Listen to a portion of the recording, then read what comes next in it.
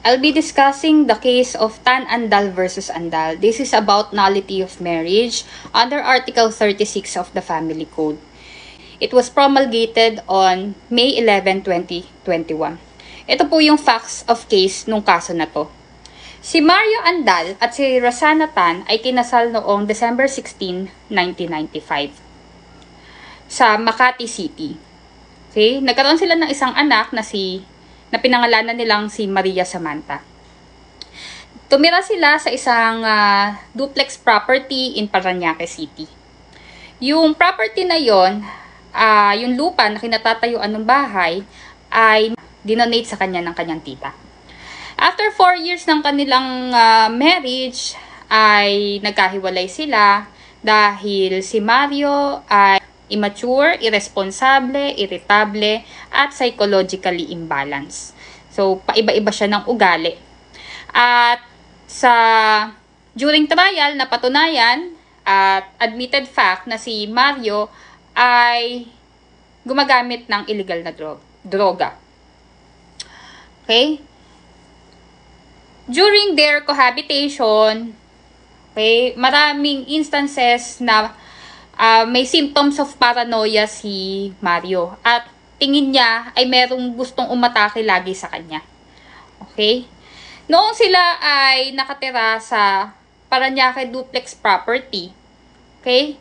Although alam ni Rosana na gumagamit ng illegal na droga si Mario, may instance na nahuli si Mario kasama ang kanyang anak doon sa isang maliit na kwarto doon sa duplex property nila at yung kwarto na yon ay punong-puno ng usok na imposibleng usok yon ng cigarette or sigarilyo lamang.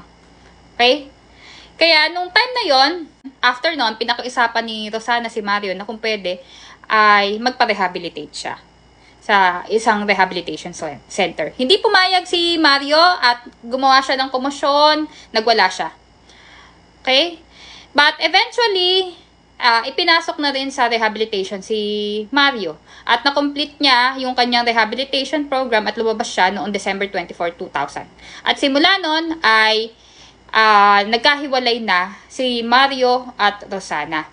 At established fact din na hindi nagbigay ng suporta si Mario kay Rosana at Maria Samantha.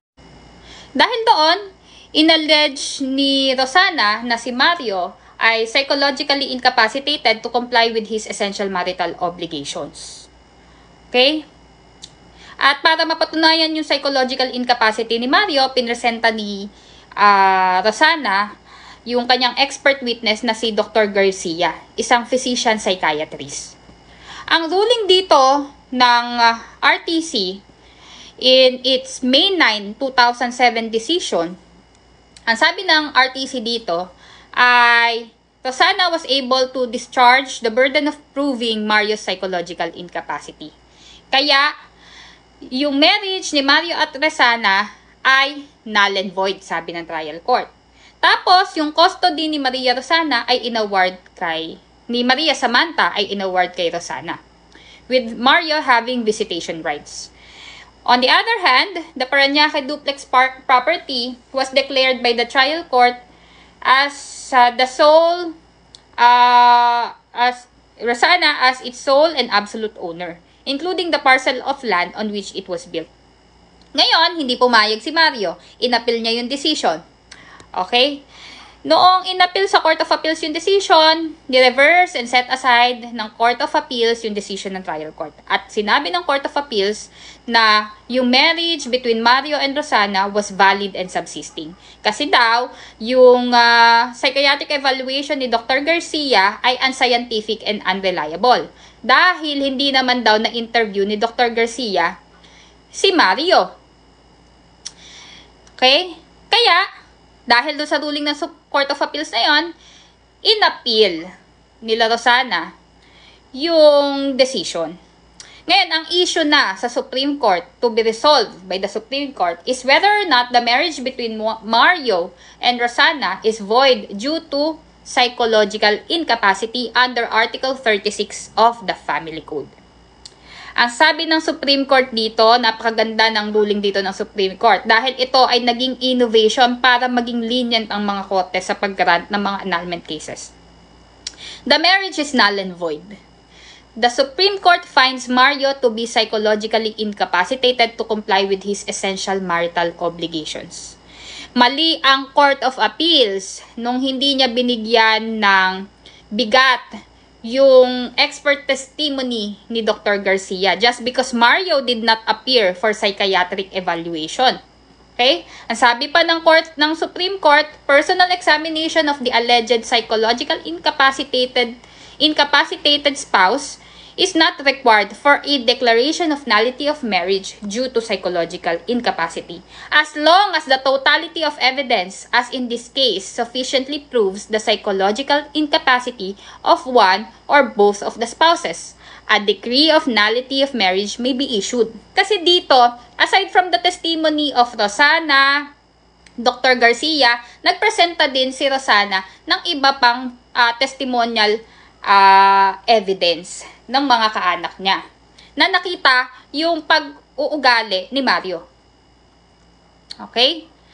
Tapos, ang sabi pa dito ng Supreme Court, psychological incapacity is not a personality disorder. Dito sinabi ng Supreme Court na ang psychological incapacity under Article 36 ay legal term and not a medical term. A medical examination of the person concerned need not be resorted to. Sabi ng Supreme Court dito, hindi naman required na makapag-present ng expert testimony. Basta may totality of evidence. Basta mapapatunayan by testimonial and documentary evidence yung psychological incapacity ng spouse. Okay?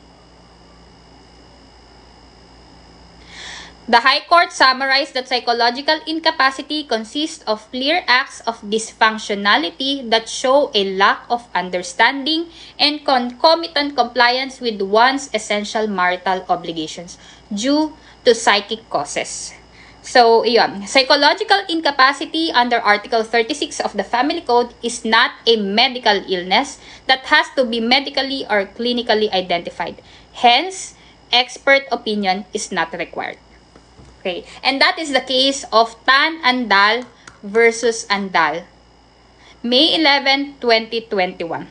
Article 36 of the Family Code, the provision on psychological incapacity.